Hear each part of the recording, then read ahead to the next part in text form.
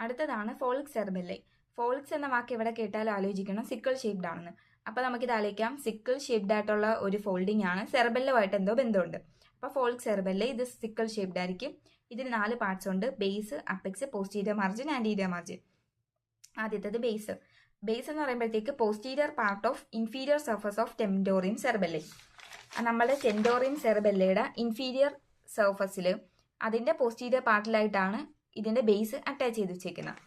അടുത്തതാണ് apex. Apex എന്ന് പറയുമ്പോഴത്തേക്ക് 2 പാർട്ടായിട്ട് ഡിവൈഡ് ചെയ്യും. പിന്നെ നമ്മളുടെ ഫൊറാമൻ മാഗ്നം, അതായത് നമ്മളെ ബ്രെയിനിലുള്ള ഓപ്പണിങ്.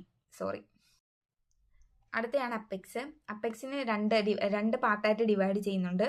അടുത്ത ഇതെന്ന് പറയുന്നത് നമ്മളെ ഫൊറാമൻ മാഗ്നത്തിന്റെ 2 സൈഡിലായിട്ട് ലോസ്റ്റ്, അതായത് 2 സൈഡിലായിട്ടാണ് അറ്റാച്ച് ചെയ്യുന്നത്.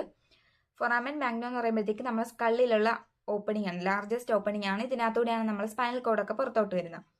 അടുത്തതാണ് പോസ്റ്റീരിയർ മാർജിൻ. ഇതിന്റെ പടം വരുന്നത് ദാണ്ട് ഇവിടെ 2ആയിട്ട് ഡിവൈഡ് ചെയ്ത് ഇത് ഫൊറാമൻ മാഗ്നത്തിന്റെ 2 സൈഡിലായിട്ട് അറ്റാച്ച് ചെയ്തിട്ടുണ്ട്. അടുത്ത പോസ്റ്റീരിയർ മാർജിൻ എന്ന് പറയുന്നത് കോൺവെക്സ് ആയിരിക്കും. കോൺവെക്സ് ഇത് അറ്റാച്ച് ചെയ്തേക്കുന്നത് നമ്മുടെ ഇന്റേണൽ ഓക്സിപിറ്റൽ ക്രസ്റ്റിലോട്ടാണ്, അതായത് നമ്മുടെ സ്കള്ളിനകത്തുള്ള ഒരു ഏരിയ, ഒരു പാർട്ടാണ് ഇന്റേണൽ ഓക്സിപിറ്റൽ ക്രസ്റ്റ്, അവിടെയാണ് അറ്റാച്ച് ചെയ്തേക്കുന്നത്. ഇതിനകത്തൂടെയാണ് നമ്മളെ ഓക്സിപിറ്റൽ സൈനസ് കാണപ്പെടുന്നത്. പിന്നെ അടുത്ത ആന്റീരിയർ മാർജിൻ എന്ന് പറയുന്നത് കോൺകേവ് ആയിരിക്കും, ഫ്രീ ആയിരിക്കും. ഇനി അടുത്തതാണ് ഡയഫ്രമ സെല്ലൈ. ഡയഫ്രമ സെല്ലൈ എന്ന് പറയുന്ന ഒരു സർക്കുലർ ഹൊറിസോണ്ടൽ ഫോൾഡ് ആണ്, ഒരു സർക്കിൾ ഷേപ്പിലിരിക്കുന്ന ഹൊറിസോണ്ടൽ ഫോൾഡ് ആണ്. ഈ ഒരു സർക്കിൾ ഷേപ്പിലിരിക്കുന്ന ഹൊറിസോണ്ടൽ ആയിട്ട് കാണപ്പെടുന്ന ഒരു ഫോൾഡിംഗ് ആണ്. ഇതെന്ന് പറയുന്നത് നമ്മളെ ഹൈപ്പോഫൈസിയൽ ഫോസയുടെ റൂഫ് ഫോം ചെയ്യും.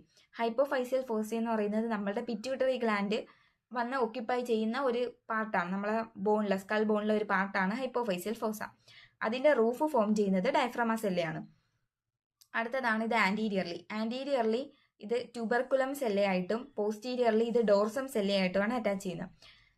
ട്യൂബർക്കുലം സെല്ല ആൻഡ് ഡോർസം സെല്ല എന്ന് പറയുന്നത് നമ്മളുടെ സ്പീനോയിഡ് ബോണിന്റെ 2 പാർട്സ് ആണ്. ഇതുമായിട്ടാണ് ഇത് അറ്റാച്ച് ചെയ്തിട്ടുള്ളത്, ആന്റീരിയർലി ആൻഡ് പോസ്റ്റീരിയർലി. ഇനി അടുത്തത് നമ്മളുടെ ഡ്യൂറാ മാറ്ററിന്റെ ബ്ലഡ് സപ്ലൈയെ കുറിച്ചാണ് പറയുന്നത്. ഡ്യൂറാ മാറ്ററിന് ആദ്യമേ സുപ്രാ ടെൻഡോറിയൽ സ്പേസിലാണെങ്കിൽ മിഡിൽ മെനിജിയൽ ആർട്ടറി ആയിരിക്കും സപ്ലൈ ചെയ്യുന്നത്. ആന്റീരിയർ ക്രേനിയൽ ഫോസയിലാണെങ്കിൽ meningeal branches of anterior and posterior ethmoidal. ഇവിടെ നമുക്ക് മെനിജിയൽ ആർട്ടറി എന്ന് പഠിക്കാം ആദ്യമേ, സുപ്രാ ടെൻഡോറിയൽ. ആന്റീരിയർ ക്രേനിയൽ ഫോസയിലാണെങ്കിൽ anterior and posterior ethmoidal arteries. അടുത്ത മിഡിൽ ക്രേനിയൽ ഫോസയിലാണെങ്കിൽ മിഡിൽ മെനിജിയൽ ആർട്ടറി എന്ന് ആലോചിച്ചാൽ മതി. ബാക്കിയുള്ളത് ഓർമ്മ വന്നില്ലെങ്കിലും ഒരെണ്ണമെങ്കിലും ഓർത്ത് വെക്കണം. പോസ്റ്റീരിയർ ക്രേനിയലിലാണെങ്കിൽ vertebral, occipital and ascending pharyngeal, vertebral artery എന്ന് ആലോചിച്ചാൽ മതി.